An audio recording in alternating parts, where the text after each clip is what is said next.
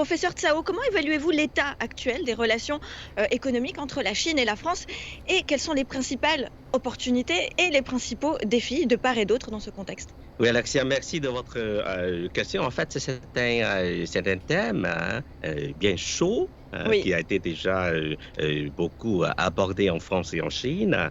Donc, je voudrais juste utiliser trois mots hein, ok, pour décrire l'état actuel des relations sino-françaises, surtout dans le domaine économique et commercial. Alors, c'est robuste, résilient d'accord. et encourageant veut dire l'état actuel est robuste hein, dans l'ensemble, bien sûr, et les liens économiques France-Chine sont résilients et encourageants. Alors, en 2023, les échanges commerciaux France-Chine ont atteint, alors le montant déjà c'est 78,9 milliards de US dollars, hein, un peu moins de 90 milliards.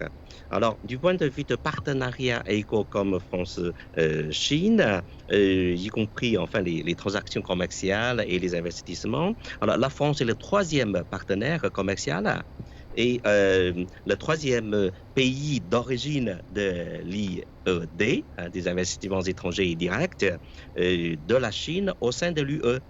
D'accord. Et la Chine est le premier partenaire commercial de la France en Asie et le septième partenaire dans le monde. Donc, vous pouvez imaginer hein, donc quelle l'importance hein, des liens économiques.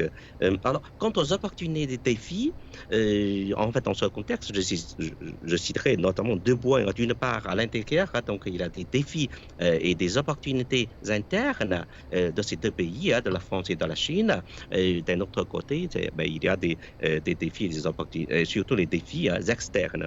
Alors, pour ici, pour là, donc, d'une part, c'est surtout de la transition hein, d'une économie traditionnelle vers une nouvelle économie. Donc, ça, c'est Merci. surtout pour la Hmm, France et pour là. merci. Alors, pour les défis, alors, on ne cite pas le pays, mais en fait, il y a la tierce partie, c'est surtout pour vous, c'est outre-Atlantique, pour nous, c'est outre-Pacifique. Donc là, il y aura toujours des contraintes hein, venant de l'extérieur.